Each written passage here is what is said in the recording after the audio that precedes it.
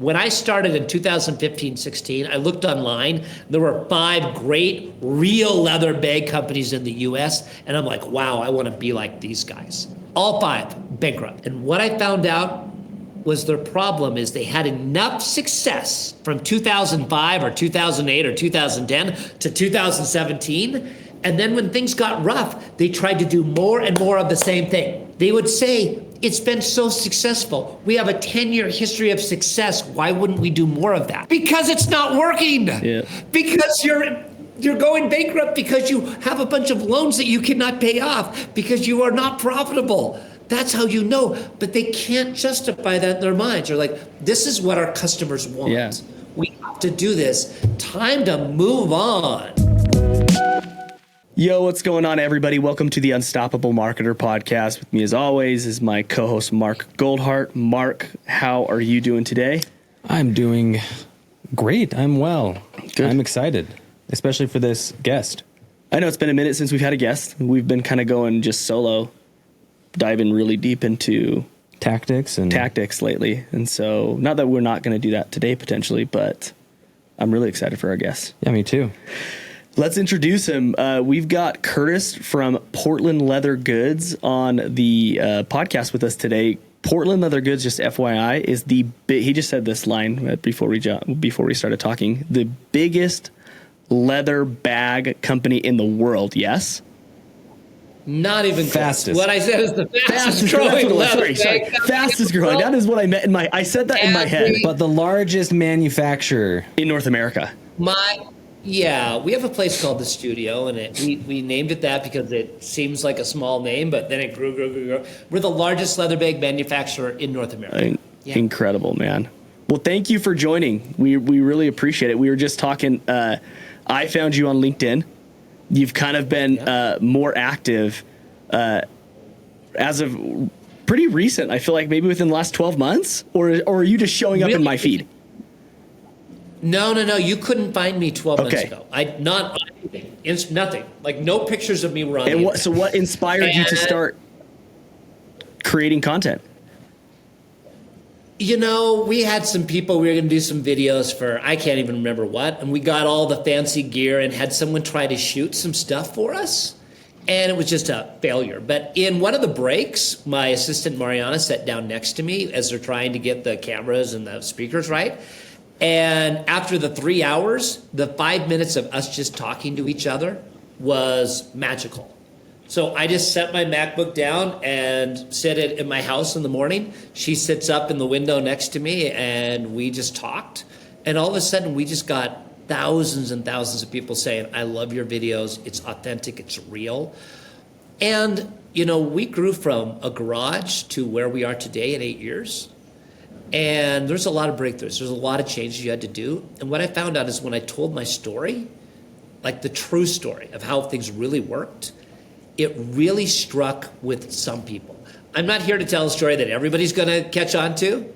I'm going to tell the story of what it really takes to build a brand. Because, yes, I own the largest leather bag manufacturer in North America. I do not really consider myself a manufacturer. I'm a marketer. Sure. I'm an online direct marketer. And I created these products to sell. And I could hire a manufacturing to do it, but I would pay different margins, have different speed, have different logistics. Everything would be. I created this because it makes marketing more effective. Totally. But everything I do is from a marketing mindset. I'm almost unstoppable in terms of marketing. I love it. I just did that. I dig it. Unstoppable. No pun intended. Okay, so let's jump into the story a little bit. Tell us a little bit how you got started in this space. Like what started the whole thing? I was doing a lot of yoga with a young lady in 2015, 2016 in Portland, Oregon. She had a really bad job and I wanted to hang out with her more. So I said, hey, why don't you quit your job? She's like, I can't quit my job. You know, it's just graduated college, got her first job. It sucked. And she said, what will I do if I quit my job? And I said, oh, I have never told you I'm a marketing genius. She's like, no, you're not. You're obviously the laziest man I've ever met. You don't even have a job. And I said, no. And I went and handmade a little leather journal.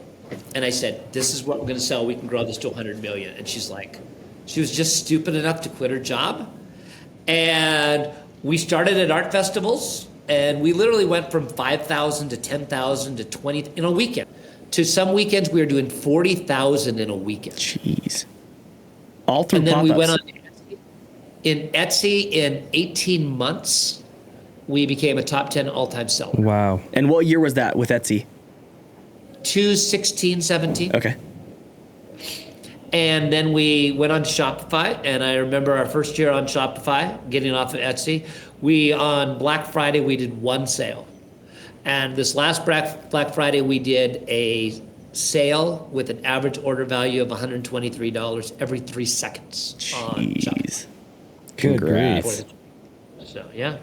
Wild. So at first it was just Etsy, arts festivals, farmers markets, all around the Portland area. Yeah.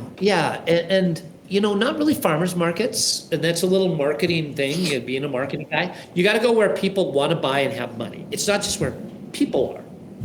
But going to an art festival, they were in a different mindset of buying. And then people are selling paintings next to you for $1,000. So when you're selling something for $30, $40, $100, they just load it up. Does that make sense? Yep, So totally. it really matters, just like in marketing online, where are you and who's your audience? 100%. That's so important. You can't go to a state fair just because there are 50,000 people and expect to sell what we were selling. They want garbage there. They don't want to spend the money. They spent the money to get in. An art festival, I'm telling you, it's beautiful. You sit in a park, you got your little white thing, pretty people walk by, they all look good, they're all drinking wine in a good mood. You sit in a lawn chair and people just hand you cash all day. I'm telling you, that was beautiful. Still one of my favorite things we've ever done in this company is just sit on a beautiful fall day and have people come and hand us money. Just and tell us raking what- cash, huh? I loved it. Just absolutely loved it. How cool. Then I loved Etsy. Then I loved Shopify. Then I loved each step. If you don't love each step, you're screwed. Totally. But if you don't move on from every step, you're also screwed. I love that you actually sold directly to customers at one point. I think a lot of e-commerce brands have never sold their product directly to a person before. I'd love to hear what you think you learned through that process of selling directly to somebody face to face that helped translate over into the digital world. Yeah, that is a really great question. Thank you. There's nothing like being in. I'm a competitive person. I'm a marketing guy, right? And I'd spend all this time making these beautiful handmade leather products, and then people would walk into the tent. And the first thing is, it's just like e-commerce. Where's the traffic flow? We were different than everybody else at these art festivals. Some people had a permanent setup that looked identical every time.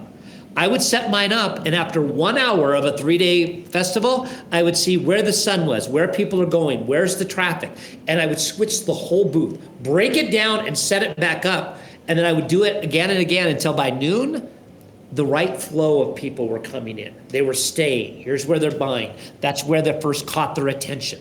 What's getting them in? What's keeping them in? Where's the line? Everything like that. So I looked at it, and then I also face-to-face, if someone said, I love this, and they walked out and they didn't buy it, I said, what the hell am I doing wrong? Right.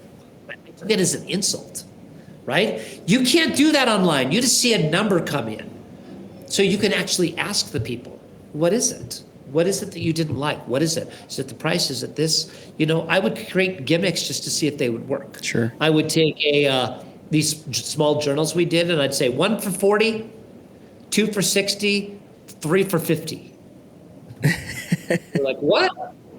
That makes no sense. And I'm like, oh, well, guess I got the honor of the deal. And lines of people this hauling up. We just have stacks and stacks and stacks. Because what happens when you do that? You need to make a lot more of those leather journals, right? Oh, yeah. So now you have to build production up. Yeah. And now you have to sell more. Now you have to selling to people in person is critical. It's the same thing you do online. But we can have 1 million people come through our site. We get 3-4 million a month. And at that point, they just become a number. Sure. You talk to one person, and it hits you as a different thing. So I think it was very critical for our growth. It's also what I knew at that particular time, but it also told me our product had to be better. I mean, that's part of it. Here's the stupid thing. I made it. Yeah. I'm an idiot. I don't know how to make things, right? So I had to get people who are better at it than me. I had to become the marketing mind, and people who are better had to make it. I knew that because I was putting together journals in my garage, and I hired this young lady part-time, and I would make a stack like this tall, and hers was like 5 times taller and better. And I'm like, wait, Maybe my specialty is not making handmade journals. Maybe it's selling them. Totally. Maybe it's going on to Etsy. Maybe it's Shopify. Maybe it's the scaling. Maybe it's the full thing. We do everything. We actually buy the hides from the US, pay for them to bring them to go to the tannery. We control this thing from beginning to end, right? Yep. We manufacture them. We send them. We do the customer service. We have in-house marketing. We have our own photography studio. We do our own videos. We do everything, right? And that way we just make a little bit of money on each one and become more efficient. We can move faster because it's all in-house. Yep. And we just grow from there. But I want everyone to understand we're a marketing company. Marketing first. That's it. Why do you think that's, I've heard you say this before, you've said it a couple times. Why do you think that's a very important thing for everybody who's listening to this to understand? I was in Tulum last week, and I was talking to a young lady who has a $2 million company. And she's a designer. She got into business because she designs jewelry, right? And now she's 7 years in, and she's built it to 2 million, but she's having trouble scaling to the next thing. And she's like, yeah, next year when I'm designing. And I'm like, get out of the designing mindset. Do you own this company? Are you the head of this? Yes. Then get out of designing. Why? Because she's designing the next thing she thinks is really pretty. I said, do you have a best-selling product? Yes. Well, on your website, you damn well better put that first. Because you have two types of buyers on any website. You have a first-time buyer and you have the return buyer, right? So stop showing your new customers where the real gold is and getting the new customer in the system, your newest stuff. It's unproven. Totally. You have no algorithm. You have no proof that that's going to work. There's a great one. I know Ben at True Classic, and I'm going to tell you, True Classic has not changed their front page in 5 years. Why? They A/B tested the crap out of that thing. It works. And anyone could say, maybe we should make it look fresh. And he can say, why?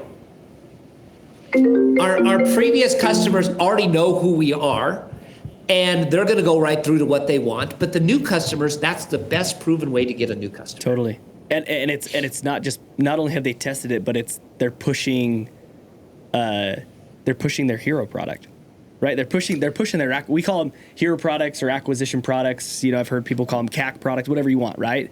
We call them heroes. Yeah. Heroes kind of the thing that we generally call it. So what were some of your hero products in like those early stages that helped you? Because you have to acquire customers to get returning customers, right? So especially in those early days, right, you start out in the journal space as that acquisition product. How did your hero product grow in that journey to make sure that you were always acquiring new customers? That was something that you look back and you know, I'm not a smart person sometimes, which just really helps me be successful. Because when I look back, I only see my successes. But I was looking at old pictures of us back in 2016 and 17, and all these waves of mistakes I made kept coming through. And I'm like, oh man, we had some really dumb ideas, right? So we made a journal, and now it's like, how do you add on to it? Well, we could personalize it, right? So we could personalize their letters or their name on it, okay? Yeah. So that has to be handmade per order, okay? We could put a different a heat stamp on it to say a different saying they could do. When you open it up, we could print something different on the inside. So it's all taking that minor thing and spreading it out. And I remember taking our first leather tote, and I remember saying, how many leather totes did we sell this week? And it was like 18. I'm like, maybe that could be our hero product. Of course it's better than the journal space, for goodness sakes, right? But it took me a year to figure that out. And I kept going wider and wider, spending all my time coming up with machines to personalize and do this. All of a sudden we started selling 50 and 100, you know? And what you see behind me, and if they're listening to audio, they can't see this, but what you see behind me is something that has the ability to make 100,000 products a week in leather goods, right? Amazing. You can't get there by doing personalized journals. That's all people sitting there doing that, and it's a smaller market, right? The handbag market is much bigger. But I thought at the first that that's what it was. So you continue to evolve. Now that we know our data, we know we have specialties of what our hero product is. It's got to be a certain price because you want to get that first-time customers. You also need to track the LTV. Yep. Meaning some products will get you a lot longer LTV than others.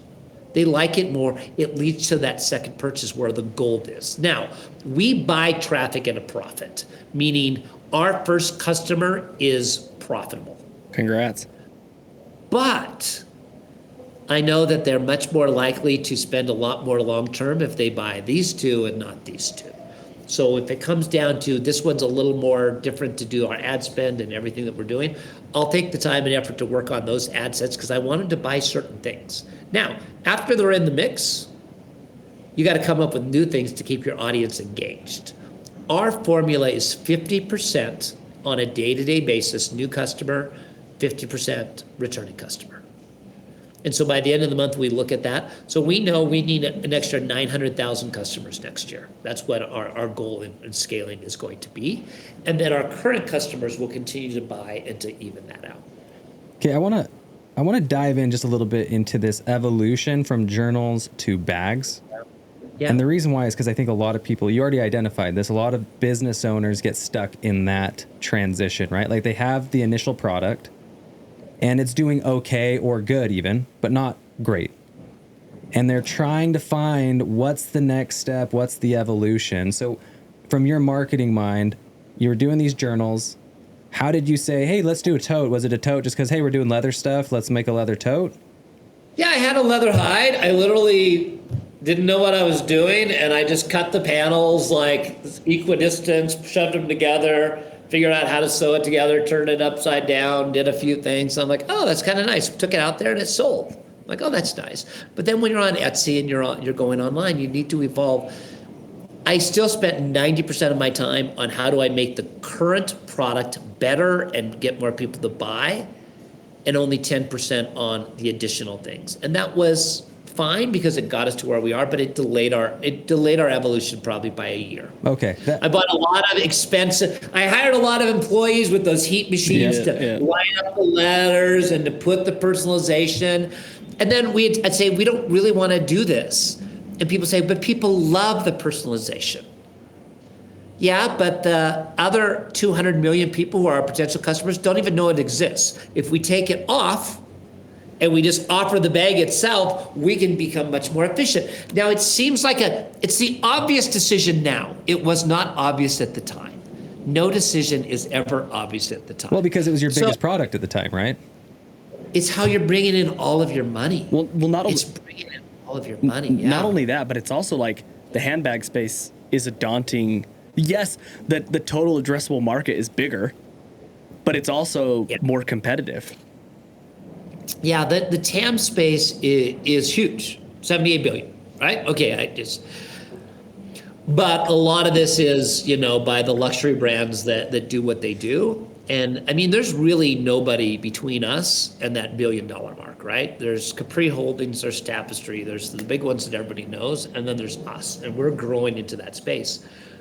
We have to become who we are to a better degree to start competing against them. But I told you guys this before we started. We talked for about 10 minutes before we started up. And I wanted to tell you, when I started in 2015-16, I looked online. There were 5 great real leather bag companies in the US. And I'm like, wow, I want to be like these guys. All 5 bankrupt.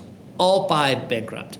3 of their CEOs, I've always been very, very kind to them. I was always offering advice if I could give it to them.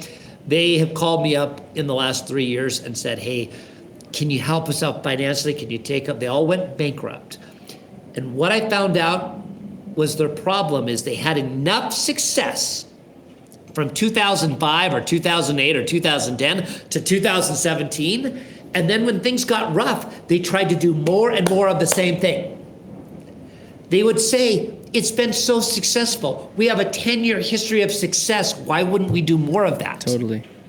Because it's not working. Yeah. Because you're going bankrupt because you have a bunch of loans that you cannot pay off because you are not profitable. That's how you know. But they can't justify that in their minds. They're like, this is what our customers want. Yeah. We have to do this. Time to move on. Dude, I was in Tulum last week with Mariana and a bunch of people, and we met this guy named Timotei. And this guy is a 23-year-old genius. He lives in Dubai, He is millions and millions on TikTok. He runs the world's most successful TikTok agency, and he was sharing some stats with me. Gen Z right now changes their identity every 30 days. What? Gen Z changes their identity every 30 days. Define identity for us. He started showing us all of these Like how they different view themselves? brands, what they do, what they like, what they do. The Stanley they're carrying, no, How I need they a different dress. color. No, I want to carry something else. No, I want to. They're so evolutionary. They're hit with so much information in constant times. They're not someone like me who said, I like wearing this shirt, and 10 years later, you're still wearing that shirt. They change. Brands have to be adaptable and a hodgepodge to capture them. They can't just say, this is who we are. The point of that is people evolve very, very quickly because you know that information, news, everything is changing so quickly. How can you look back to 2012 and say, this worked, we're smart, we want to pour more sauce onto this? The world is different. The world is different than it was in 2000, for goodness sakes. You guys get to see this behind me, that this is part of our manufacturing here. This didn't exist 6 months ago. This building did not exist. This was all created up and put in here in the last 6 months. So we had no manufacturing in Mexico when COVID hit. We came down with $9,990 because you can't bring 10,000 down. When everything was shut down, the banks were shut down, the government was shut down, and we set up our manufacturing with masks on to try to get something going. And the changes we'd made in the last 4 years is because we weren't locked into our Portland identity that we're going to make everything Portland. Because Portland was shut down for a year and a half. Yeah. You couldn't make it. We'd be out of business. 100%. You Yeah. got it. And it was one of the cities that was a little bit more shut down than most, right? I love what you're saying. We talk about this all the time. Have you ever, do you know who Marty Neumeier is? I don't. Marty no. Neumeier is, he was kind of like deemed as old school branding genius, like Mad Men style days. Yeah. You know, I think he like went to Silicon Valley and got Atari as his client because he told Atari Apple was one of his clients or something like that. He just kind of like lied his way into these really big jobs. Anyway, he wrote a book called Zag, and he introduces a chart. It's a quadrant, okay? And there's 4 quadrants, and on the y-axis is good. So the further you go up, the better it is, and on the x-axis, I'm saying that right? Yeah, x-axis is different. And he says most people sit at the top, Q1, which is good but not different, which is a death sentence, which is what you're talking about with these other 5 manufacturers that you at the time you were looking and admiring so dearly. They stuck too long in this quadrant number 1, where in reality, where you really want to be, I mean, you don't want to be down in quadrant 3, which is not good, not different, obviously, and you don't want to be over in this not good but different section because nobody wants that. But you want to be up in Q2, which is good and different. And I don't think that people think about the different section enough. All of us are just thinking good, and there is such a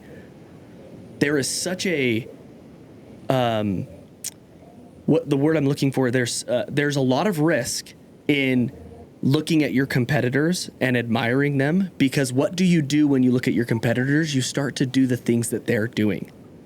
Can I bring up an example about that? Please. Please. This is a little bit of a far out example, but I like to go camping a lot, Curtis. So You live in Utah, man. Of course, it's beautiful. we love as a family. I got 3 little kids. We love sitting out looking at the stars.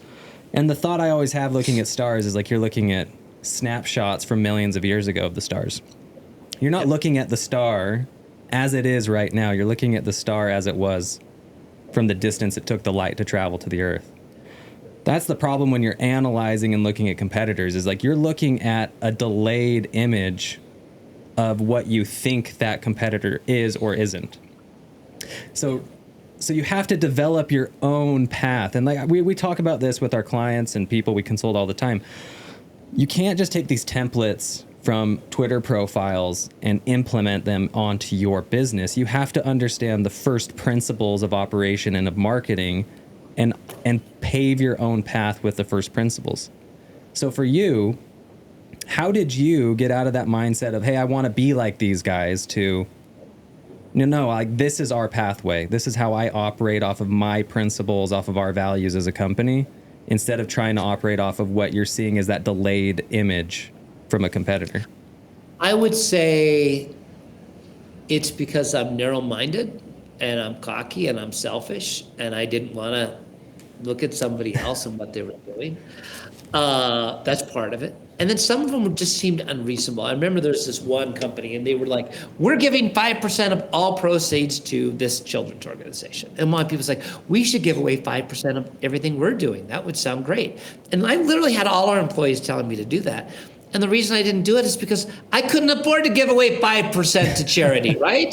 Well, I found out a year later that I almost bankrupted them. That was the first nail in the coffin because they didn't do the math. Does that actually get us new customer acquisition or retention? No, it sounded good and somebody came up with it and we decided to do it, right? Well, I was too cocky and narrow-minded. So I'm like, no, we're going to be who we are. It wasn't me looking out and seeing them. I started doing that. It was my people. Totally. From the creatives to the photographers to everybody else. I'm going to tell you the most crazy thing that we did that literally broke the market open. We hired models that smiled. It's the hardest thing to do when you go to modeling agencies because you look at all their things and all the girls are like, They're like a girl standing in a lobby and she's pissed off her boyfriend hasn't picked her up yet. They all have that look on their face. Like, I'm sure this model can smile, not naturally. We wanted to be the approachable brand, right? So we had to start with some of our own employees or people we knew and teach them how. It's easier to teach someone how to model who has a beautiful smile than teaching a model how to smile. So it's a small little thing, but nobody else did that. Everyone else thought, oh, let's do a long video that shows the morning sun and you come up in a Range Rover and you lay the leather out and you hand cut it like this. Boring. Yes, that was really big in 2017, and everybody was pitching doing that. And I said, no. Let's put it in the people's hands. Let's let them smile. Let's be aspirational. But this is the person at the party that you want to walk in at the party because they're going to make everyone feel comfortable. You're going to like them. You're going to always say, hey, I want that person to come to the party. They're nice. They're a good person. Don't ask the bitchy girl. We don't want her. That's not aspirational. Totally. That seems like a crazy thing at the time, but it worked, and none of the other customers were doing that. Do you know what I love about that, though? Is it goes back to this example of competitors. Because do you know why models look the way they do? Because somebody started it that way. Well, no, it's for a very specific purpose. Like the models we're referring to started because of the runways, because of the way that they photograph but move with the clothes hanging on them. So there's a certain kind of aesthetic that these clothing designers wanted, but somehow that same aesthetic was applied into the bagging space and into every other space. But it wasn't because of a reason. It was just like, oh, they're doing that, so we're going to use those. Those are the supermodels. And think about this: your photographers are lower, and the models are told not to walk out and make eye contact with everybody. They're supposed to look off in the distance or look down and not look anyone in the eye, right? So the photographer's taking this aspirational picture of this person, see them staring off like this or like this. So that's what we perceived as luxury. It's the runway of them not looking in your eyes or looking down on you. Yep. Right? Yeah. I'm just like, yeah, that kind of sucks. I don't want to be looked down on. I'm from Montana. I'm just a dumb kid. Like, I want people to be nice. I want to hang around with people that I like. I love that. I hired the nicest models who would smile, and I'm telling you, it's gold. Just gold. Okay, so let's jump into some of these like game changers, right? So, Portland Leather Goods is a 9-figure brand, right? I think you've this isn't any news, but I think you've said you guys are $100,000 to $150,000 plus. As of late. 150 million, you mean? 150 million, yeah. $150,000, yeah. 150 million, yep. Yeah. So 9 figures. Tell me what were the things? Let's start low. Let's start at this 7-figure mark because that's such a massive milestone. What was the thing that got you from that just 6-figure to 7-figure mark? And then let's go 7 to 8. I'm going to say one you may or may never have heard. Perfect. Physical restrictions. So I was in my garage doing art festivals, right? And we had to decide between this space, which was very small, or 2,000 square feet. It was a pole dancing studio. It was all purple and had mirrors on it, right? But it was too big for us. We went with the bigger space. If we had taken the smaller one, we would be the hardest working $2 million company in the world right now, right? That going to because we happened to go into a building that was 25,000 square feet. So when we needed more space, we just offered more for the thing and knocked the wall down next to us, right? So physical restrictions will limit your brain in seeing things in a different route, right? It just does. We know that from Leon. We were in these big 10,000 square foot warehouses, right? And we had Studio 1 and then Studio 2, 3, 4, 5, 6, but they were all kind of once we moved into our one facility, all of a sudden your brain thinks in a different way. You cannot sit here and look at these lines without seeing them as a video game now, about seeing timing, about seeing where the market, it just all comes together in your mind. And if you physically restrict yourself, so be in the space you're gonna be in, not where you are at right now, right? Does that make sense? So 100%. I truly believe we would have screwed ourselves on that one. It's kind of like the physical version of Parkinson's law, right? Yeah. Like you'll fill the space that's Yes. around you. Yeah. So if you don't have that physical space, like you won't fill it out in a way. It doesn't help you. Your brain will start thinking, I got to fill this space out somehow. Isn't that how And it is with just- goldfish too, or something like that? Like if you put a goldfish in like a small Yeah, versus like a bigger tank, they'll grow. just You'll based off also of space. justify it. You'll justify it. It's like, well, we just need to be more efficient. Yeah. Well, you have to be that because you have to because of your space. It really limits people down. Your brain justifies where you are. Amazing. Okay? I think that's a really big one, and we almost screwed ourselves a million times. Like I look back and I'm like, how did we make it through this maze? Because there was a lot of things that wanted to knock us out of business. So I think that's number one. Number two is there's a book called What Got You Here Won't Get You There. And I'm going to tell you about that book. I've never read it and I don't need to because I learned from the title everything the damn thing needs to say is everything that got me right here is not going to get us to the next level, right? Yeah. Whether that's people or processes or systems or structures or the marketing, none of that is good enough. Yes, you have to focus on what you're doing today. At the same time, you need to be figuring out what you're going to do next. And that has to be a brain obsession. I'm going to tell you another thing that I would highly suggest to anybody who's the CEO, the founder, or running a business. Know the numbers in your head. Every time I ask an employee in their area what numbers in, they said, let me check my computer. I literally want to scream. Why is it so important? Because if you know the numbers or the problems in your head, 24 hours a day, your brain will be solving those problems. Totally. If you don't know the numbers, you have to look at the computer, which then changes your brain chemistry when you look at your computer, right? And then for that 1 minute, you're trying to analyze it to make it. I'll know our numbers so that when I'm walking around, I'll see something and say, wait, something's not right there. That's not right. Maybe we could change this. I wake up in the morning and I'm like, it's just like my LinkedIn now. I wake up every morning, there's 50 new people who have wanted to be on there, right? You know, who have connected with me. What happens with me, I wake up in the morning and there's 12 new realizations my brain solved at night. I'm like, I got to get Mariana. We got to do this and this and this and this and this. And that constant move forward. Know things in your head. Know the problems. Know your numbers so that you can come up with solutions on that second and on that minute. Meetings will not solve your problems. Totally. You seeing something and saying, I get it, we could do it differently, then you call the meeting and you implement it. I know this doesn't seem like it is not your regular D2C type of stuff, but that's how it actually works if you want to scale. It's so spot on. I mean, some of the best financial advice, like just personal financial advice I ever received was just look at your bank account. Every Like, day. if you don't look at your bank account every day, then you're not going to see those little charges that are coming through that you're like, what? Why am I don't need that. I'm never looking at that. You know, you're not seeing where your money's moving. And if you don't respect your money won't respect you.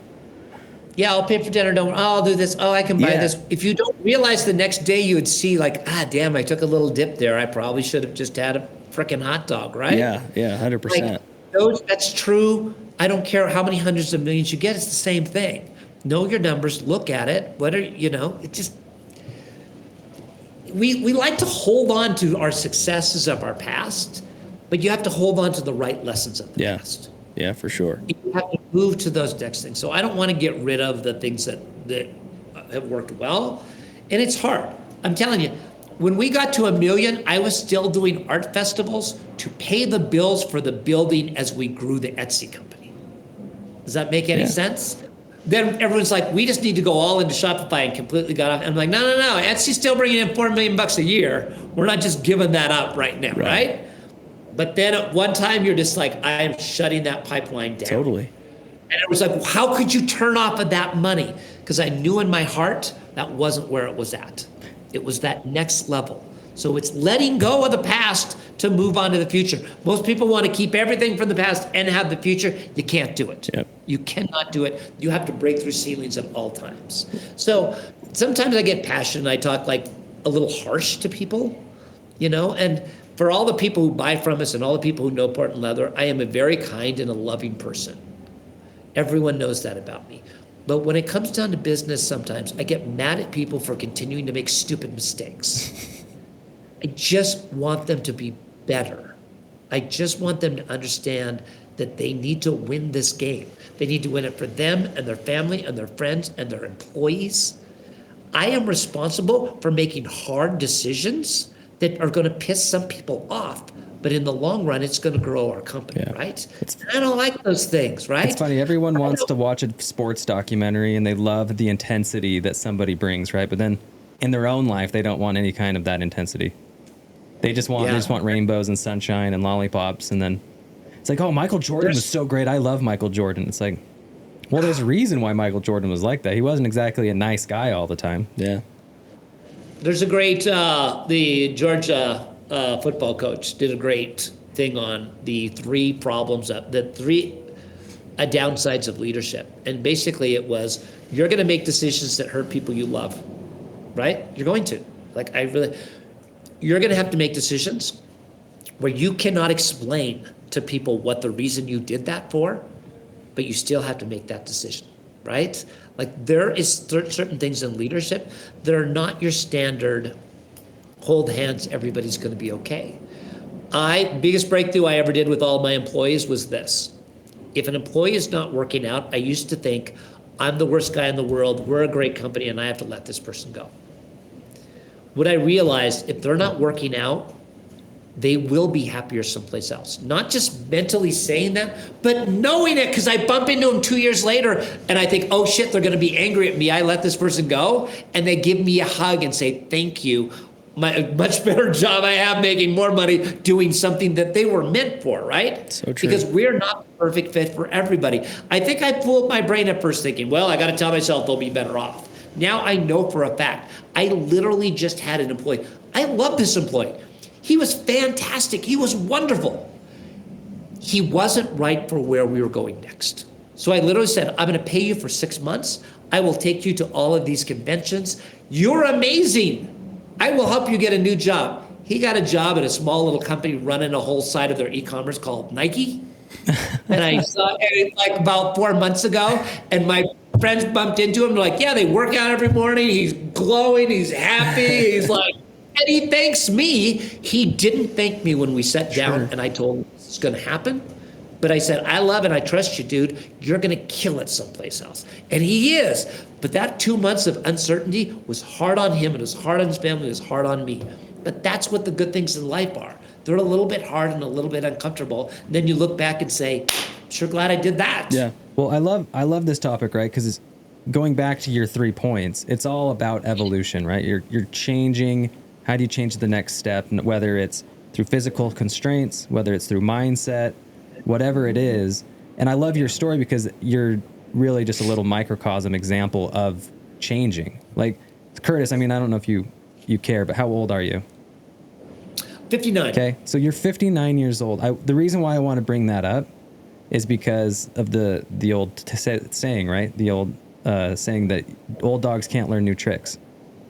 Okay, you've created an e-commerce business in your 40s, late 40s, and grew it into one of the best e-commerce businesses. In my 50s. In your 50s. Yeah, fastest growing e-commerce. Fastest growing e-commerce business in your 50s, and everyone thinks this is like a young guy's game, the young people.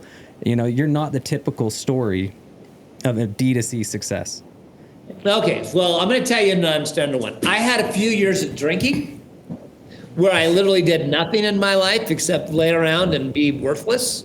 So when you're really bad for like, what happens is mentally, when you stop drinking, you go back to the age that you were mentally when you started to drink heavy, right? Does that make any sense? So like, So you had a 10-year time machine, huh? There's 10 years I don't remember, so I still conceive myself as being a lot younger. So that's one of those blessings so you're that I 49 have. right now. You're 49. Exactly.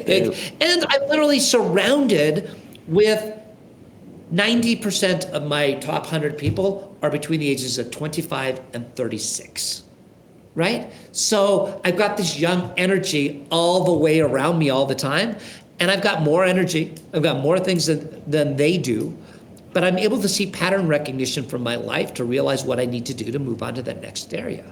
So, yeah, I had a big offer to sell the company. I'm like, why would I do that? I want to run this company for 10 and 20 years. Awesome. So what's your advice, though, to younger people? Because we see young business owners, young marketers get stuck a lot, and they don't know how to move on to the next thing. Like you said, the book, what gets you here isn't what got you here won't get you there. Yeah. Yeah. How do you help people have that mindset? I'm really curious. I want to know this too, because this is like the conversation we're having with people all of the time. And I've recognized it. I feel like we tend to have this conversation significantly more with millennials. And what you brought up around Gen Z makes sense, because Gen Z's changing their identity, most likely because of how integrated they are into social media and the different trends and things that are happening on social media. But yeah, I'm super curious about this. You know, if you look at news on a certain subject and it says came in 2 days or 3 days ago, you're like, how dare they feed me this old crap in my news feed? I want to know what happened 3 minutes ago, right? You go on to reels and stories and anything, it's immediate and it's fast It's the fast changing. So as we know, everybody has changed down in the way that time is conceived. So that's just the way that things go. Young people have an anxious energy that they need to succeed right away because they've seen enough stories of somebody doing an overnight success that they're looking for the overnight success. And I get that. I kind of felt that way when I was that age, but now it's worse because they're being told that by every influence that gets them, hurry the hell up, you're behind, right? I love a quote by Bill Gates. I didn't know it was Bill Gates when I heard it, but I love this. He said, we overestimate what we can do in a year. We underestimate what we could do in 10. Because if someone told me 10 years ago, hey, do you want to have a $200, $300, $400 million company in 10 years? I'm like, damn straight. If they had then told me all I had to go through to get there, I might not have been so thrilled about it. Totally. Because I look back and I'm like, hey, I'm 59 and I have a lot of energy, but I'm not doing that stuff again. Yeah. I am not. I used to break down all the walls in the building. I used to do the construction. I used to clean it. I sat and scraped up old paint off of the floor all night long so when the people came in, everything was cleaned up so they could do that. I did everything. Not anymore. I'm smarter at looking at it this way. Am I glad I did it? Of course I am. So young folks, there is a balance in this world of learning. You can only do it by repetition and pattern recognition of when do you hold on and when do you let go. Most people do the worst thing. They half and half it. Let's say you have somebody's got a girlfriend or a boyfriend. It's not working out. What do you want to do? It's like, well, we're not really going to break up, but I'm not going to move on. Yeah. I'm just going to kind of wait in this limbo state to see what happens. Most people do their businesses the same way. Yeah. I'll wait for the next thing to come appear. No, because your mind is still solving the problems of that past. You got to let it go, right? Yeah. Or you got to put more fire under that. You've got to change it. But over time, you have to realize, hey, this is not. I'd be a very big journal maker right now if I didn't want to move on. Yeah. So there's just lots of things that go along with that. Yeah. Okay. Yeah, for sure. Yeah, Sorry, that doesn't answer a question. It just says judgment, everybody. Life experience gives you judgment of when to do something. Well, that's the hard truth, though. It's a principle. Yeah. Like you can't teach someone a template and say, walk this road. It's like you're going to have to make hard decisions along the way. Yeah. I mean, it never, and I don't think the point of podcasts like this or books or whatever is necessarily, because everybody does things differently. I don't think it's necessarily to have an answer of, hey, this is how you change. The principle is you have to change. The principle is you have to do things different. The principle is what got you there isn't going to get you there. And something tells me if I ask that question, hey, what brought you from 8 figures to 9 figures? You're going to say something very similar that has to do with change and evolving. I'm sure you might have a tactic or whatever, but my guess is like that's the ethos of this podcast episode, right? I was at a big party, and everybody knew who I was, and they were all younger entrepreneurs. And as they got drunker and drunker, they started like hedging me off. And finally, this guy got me in a corner. And he's like, "What's the secret, man? What's the secret?" And I'm like, the key is you have to make 100 decisions, maybe 1,000 between 1 million and 10 million in sales, right? And half are going to suck, but you make them and you move on and you cut that as soon as you can. There's a number of things. Is it how you hire the people? Is it your marketing? Is it the structure? Is it product efficiency? Is it your website? Is it your A/B testing? There's a million things, and each one of those needs to be addressed, okay? But what I do as the CEO and as the visionary, the person that runs this company, is I go to the biggest buyer and say, we're not gonna have a meeting about this. We are not gonna put a study about this. We're gonna stay right here and we're gonna solve this right now. And if it's on the line, I'll be in the line. If it's in marketing, I'll be in the marketing. If it's photography, I'll be doing that, right? What's your biggest problem? Solve one a week for a year, you got 52 of your biggest problems solved. And guess what? Small ones will do that. But go to the big problems and solve it right now. This is the meeting. This is the time to do it. Solve it now. Don't put a committee. Don't sit around and study. Don't say in 3 weeks, come with proposals. Jump in, figure it out. Doing it now is better than doing it later. I love it.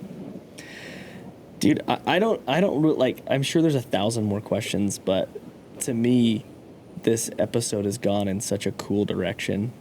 Yeah, it's given me a lot to think about. Like one thing that keeps going around, I'm ruminating right now about is someone who's listening to this might take some of his advice as contradictory, right? Like he talked a lot about it in the beginning, right, Curtis, about the Pareto principle, basically. Like, hey, you're usually going to find like 20% of your effort is really 80% of all of your profit.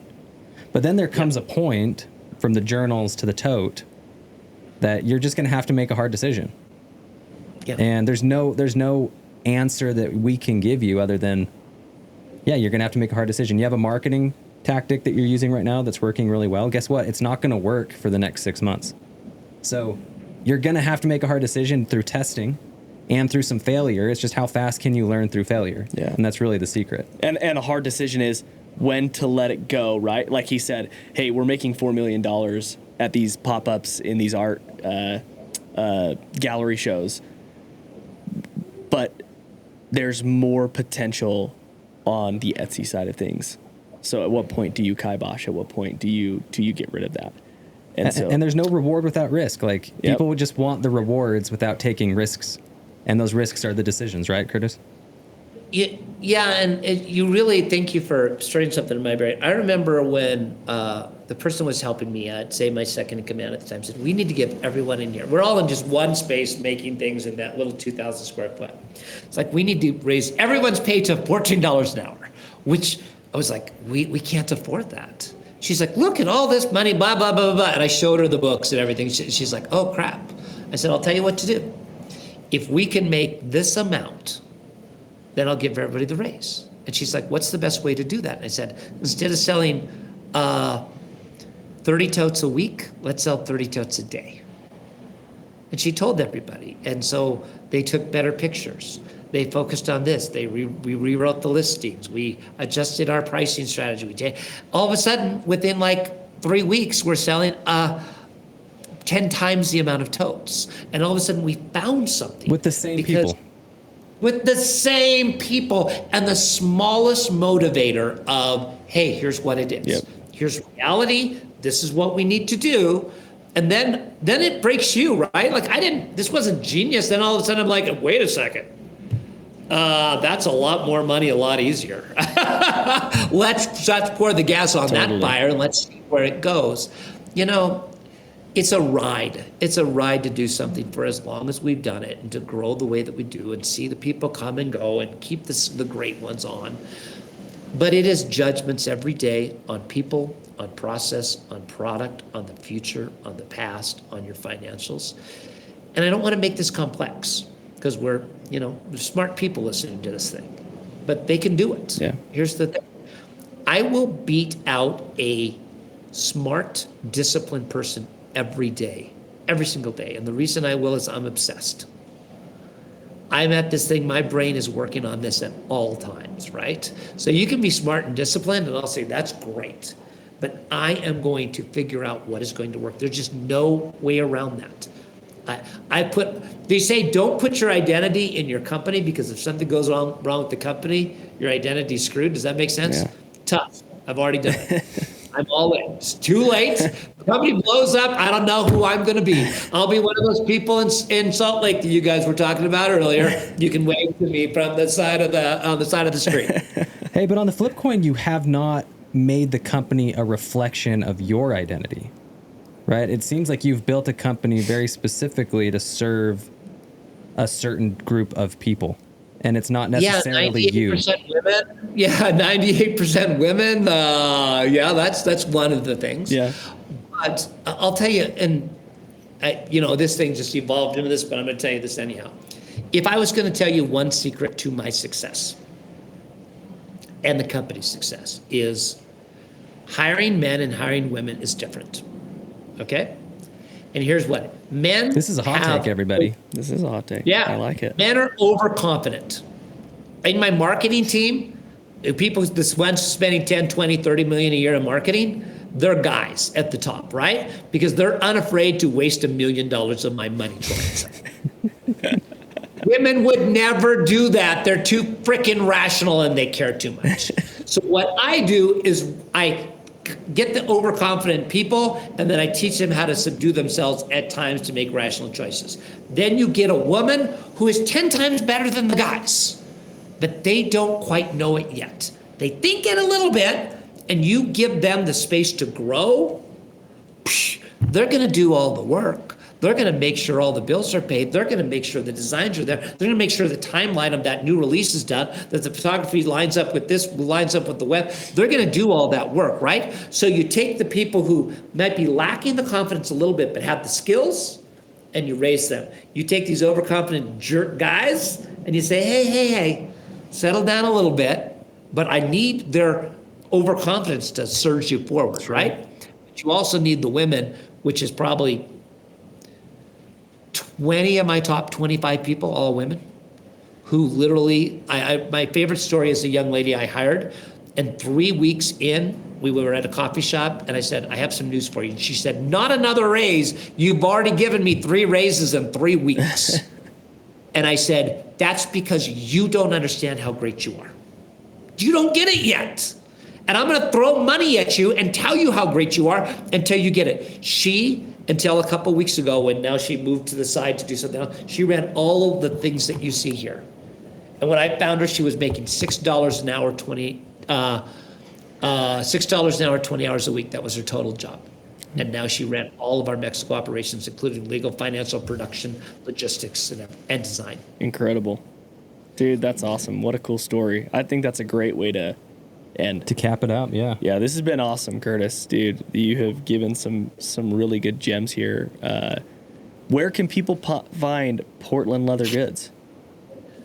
Well, I'm sure they're smart enough to type that name into any computer, but I'm going to warn you right now, if you do, we're really good at our job, and we're going to track you down, and you're just going to see us following you around the internet for the next year. So there's no privacy when it comes to Portland Leather Goods. It's true. They're following me around right now. So, yeah. Me personally, the only thing I do is LinkedIn. So Curtis Matsko, go on to LinkedIn, and Mariana and I decided we're going to post every day next year. We're not selling anything. I just found that you tell the right people the right words, it can change their lives. I've had the people come back to me after 6 months and a year and say thank you. So that's what we're doing. Hey, LinkedIn's good, but I think you need to get on TikTok. I think you got to. I'm telling you Well, right there's now. a hot take, Mariana. We need to be on that TikTok machine. I'm telling you right. LinkedIn's good, but it's just like there's more action and there's more really cool things and lives I think you can change on TikTok. I know that sounds interesting, but like I post on I post on TikTok, Instagram, and LinkedIn. Those are like my 3 places. And I get so much more feedback on TikTok of people coming to me like, thank you so much. This is so awesome. How can I work with, it's TikTok is by far the number 1 platform for me, by far.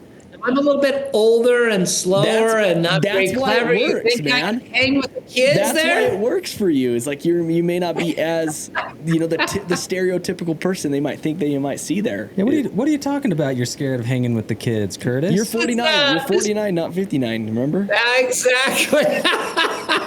And that's safely saying I only drank for 10 years. I might be younger. Who knows? Hey, guys, it was an absolute pleasure. I say no to most podcasts. For some reason, I told Mariana, Trevor, when you contacted me, I'm like, I like this guy. I follow him on TikTok. I want to be on that show. Amazing. Thank you so much, Curtis. Have an awesome day and good luck throughout the rest of the year, okay? Thank you, guys. All right, we'll see you later.